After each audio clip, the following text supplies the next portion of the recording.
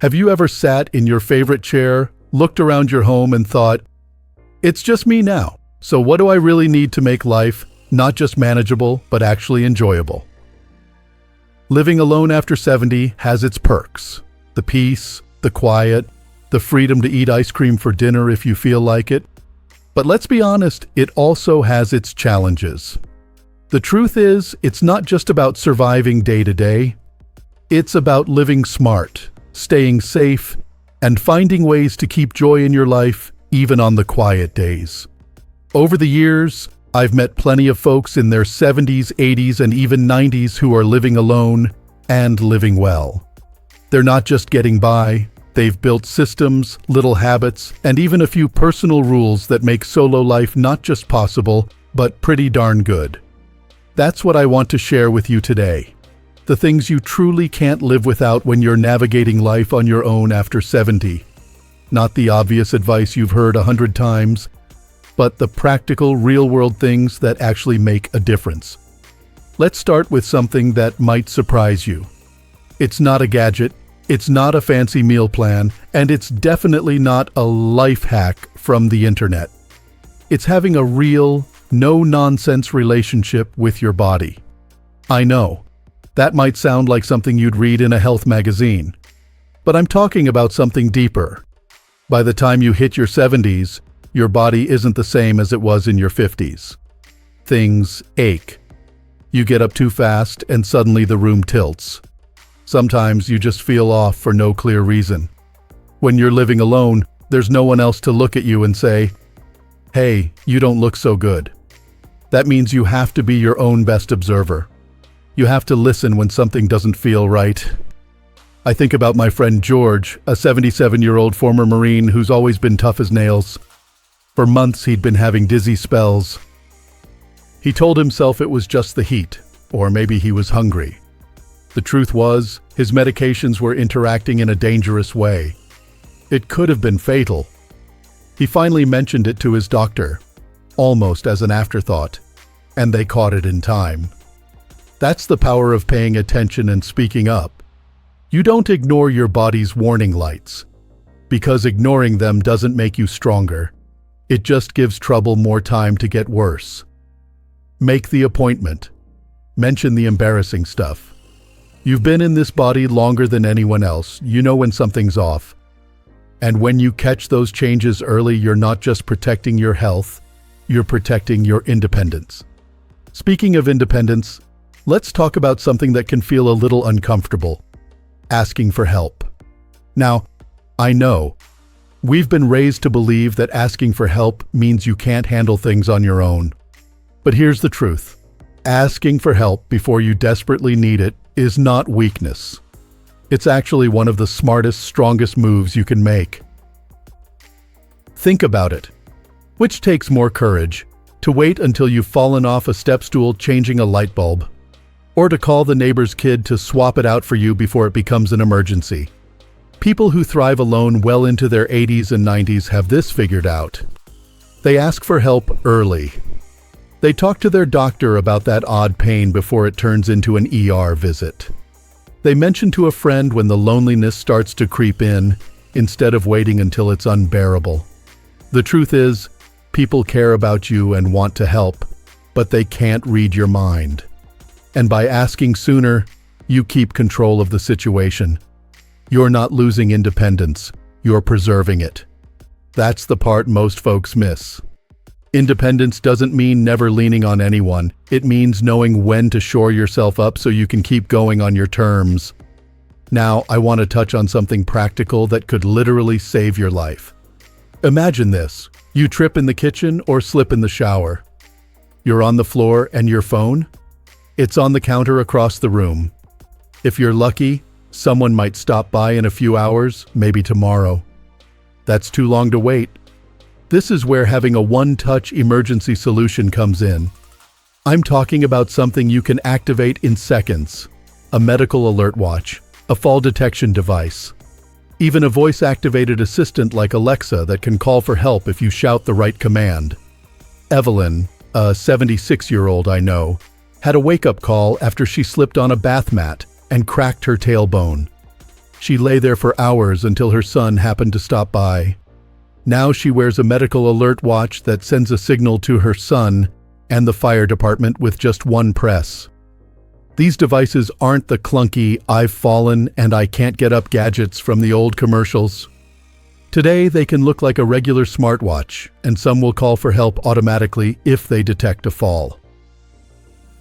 The key is making sure whatever you choose is something you can use even when you're scared, shaky, or half asleep. Set it up before you need it. That's not being fragile. That's being prepared. And here's something else that can make a huge difference when you're living alone after 70. A simple, consistent check-in chain. It's amazing how something so small can carry so much weight. I'm not talking about a long daily phone call with your cousin to talk about her new cat. I mean a quick, dependable routine where someone, somewhere, expects to hear from you every day. My friend Frank, who's 75 and lives alone in a cabin outside town, has a simple system with his daughter. Every morning by 9 a.m., he sends her an emoji. Sometimes it's a thumbs up, sometimes a coffee cup. Once he sent a pancake emoji, and she called to make sure he wasn't choking on syrup. If she doesn't hear from him by 10, she calls. By 11, she's in the car. It sounds dramatic until the winter morning Frank slipped in the driveway and couldn't get up. It was below freezing. That pancake emoji saved his life.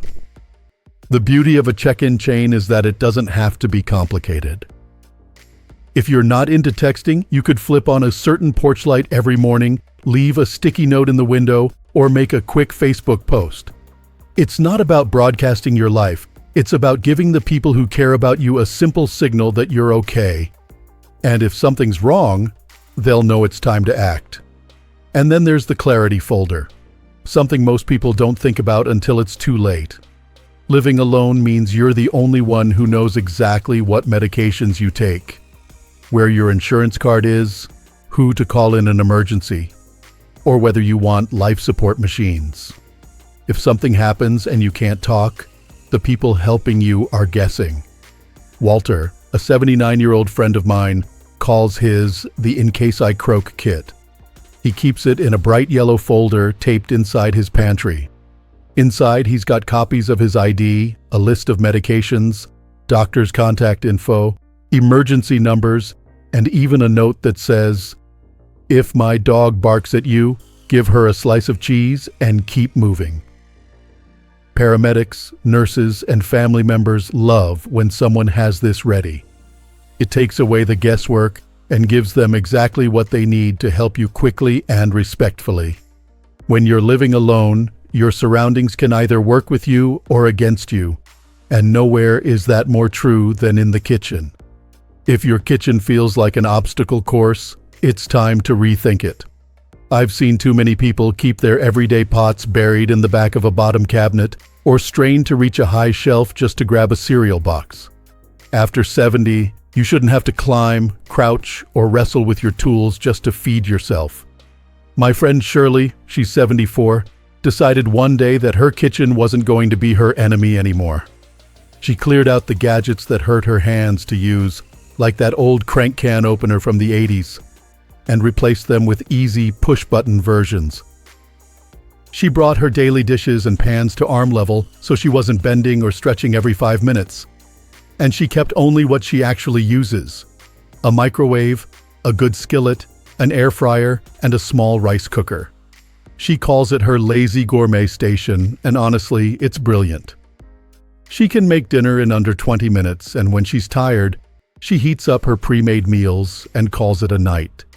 No struggle, no guilt, and no danger of tripping over a heavy roasting pan she hasn't used in years. Of course, making life easier in the kitchen isn't just about convenience, it's about safety. A small slip with a dull knife or a heavy pot can mean weeks of recovery. Rearranging your kitchen might sound like a small thing, but it's one of those changes that quietly gives you more freedom. Freedom also comes from having a clear mind, and that's where keeping a paper trail for your brain comes in. Let's be honest, as the years go on, memory gets trickier. You walk into a room and forget why you're there. You're not losing your mind, but your brain isn't as sticky as it used to be when it comes to holding on to the little things. And when you're on your own, there's no one to double-check you. No one to ask, "Hey, did you already take your afternoon meds?" Or, "Why is the electric bill still on the table?" That's why my friend Margaret, 78, keeps what she calls her everything binder. It has tabs for her bills, her medications, important contacts, even a section labeled, "Things I Keep Forgetting I Forgot." She jokes about it, but it keeps her life running smoothly. It's not just for big emergencies, it's for the small, everyday moments that can cause frustration. You can keep it however you like: a binder, a notebook, a wall calendar, a whiteboard in the kitchen, as long as it's consistent. The key is to write it all down. Your to-dos, your appointments, your shopping list, even the odd little thoughts you don't want to lose. You're not forgetful. You're organized. And that's a quiet kind of power. Speaking of quiet power, let's talk about something that can bring a surprising amount of peace to your days: a grounding ritual. This isn't about building a complicated routine that you have to force yourself to follow. It's about having one small, steady thing you do that tells your mind and body, "I'm here. This is my day."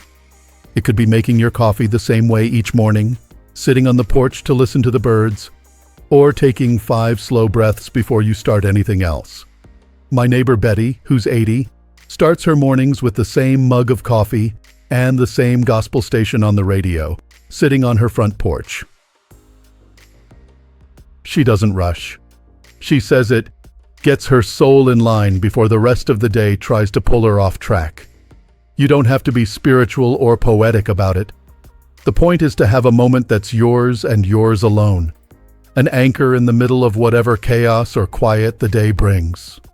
And while we're on the topic of keeping life rich and steady, you need at least one hobby that you can do by yourself, but still makes you feel connected to something bigger.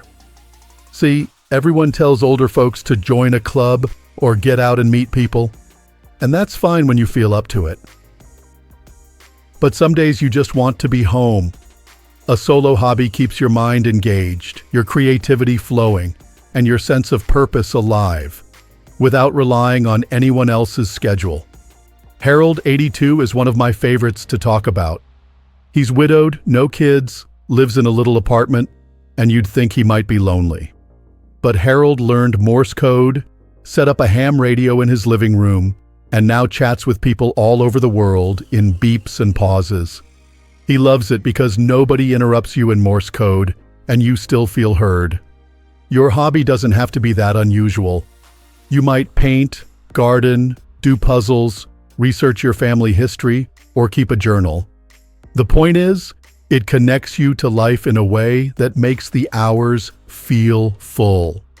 Now, there's one more thing I think is vital, and it's something people tend to save for someday, but someday has a way of sneaking up on you.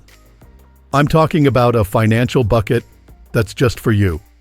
Not for emergencies, not for medical bills, and not for leaving something behind for the kids. This is money set aside for joy. To remind yourself that life isn't just about maintaining, it's about enjoying. Dorothy, who's 82, calls hers a spite fund, as in she spends it to prove she's not done living yet. One time she bought an electric blue wig and front row tickets to a jazz show. Another time it was a cheesecake and a silk robe on the same day. It doesn't have to be extravagant. Maybe it's replacing your squeaky recliner, or buying the good ice cream instead of the budget brand that tastes like frozen chalk. The important part is that it's yours, and it's for living. By now, you can see that living alone after 70 isn't about just getting through each day. It's about setting yourself up so that your days feel secure, manageable, and yes, even joyful. The last piece of this puzzle brings us right back to where we started. Keeping your independence while making sure you're never truly on your own when it matters most. We've already talked about staying connected through quick check-ins. But it's worth remembering that these connections aren't just safety nets. They're reminders that you matter to someone every single day. And they work best when you combine them with the systems you've put in place. Your emergency button, your clarity folder, your paper trail, your safe kitchen. Every one of these pieces fits together to give you peace of mind. When I think about the people I've met who are thriving in their 70s, 80s, and beyond, they all have one thing in common. They've decided not to leave their quality of life up to chance. They prepare for the what-ifs without letting fear take over. They make room for joy without feeling guilty. They respect the needs of their bodies without pretending those needs don't exist. And they ask for help without shame. George, the tough ex-Marine I mentioned earlier, told me something I'll never forget. After his health scare, he said, "I realized that independence isn't about doing everything alone. It's about making sure I'm still the one calling the shots." That's exactly the point. Putting these 10 things into place doesn't take away your freedom. It protects it. So maybe your version of this life includes morning coffee on the porch, or a little radio buzzing with Morse code messages to strangers halfway around the world. Maybe it's a well-worn binder on your kitchen counter with all the details someone would need if you couldn't speak for yourself. Maybe it's a spite fund that lets you buy that bright red jacket just because it makes you smile. And maybe it's simply knowing that if you take a fall, help is just one button away. The beauty of living alone at this stage of life is that you get to decide how it works. You get to design your days, set your priorities, and choose the people and routines that make you feel safe, strong, and seen. You've earned that right. And while you can't control everything, you can stack the odds in your favor. If you've been nodding along, thinking, "I should probably set that up," or "that actually sounds like a good idea," then take this as your sign to start today. Don't wait for a close call to put these pieces in place. Every small step you take now, organizing your kitchen, setting up that check-in chain, creating your clarity folder, is a gift to your future self. And remember, living alone after 70 doesn't mean living without connection, purpose, or fun. It means you get to shape your world so that it supports you on your terms. You can fill it with music, hobbies, good food, laughter, and yes, even snacks you don't have to share. Because life at this age isn't about fading quietly into the background. It's about showing up fully for the days you still have. So here's to you, for the years you've lived, the wisdom you've gained, and the life you're still building. Here's to knowing what matters most and making it happen. And here's to living your best life, no matter what the number on your birthday cake says. If something in this video spoke to you, I'd love to hear about it. Share your thoughts, your own tips, or even your favorite Spite Fund purchase down in the comments. And if you found this helpful, go ahead and hit that like button.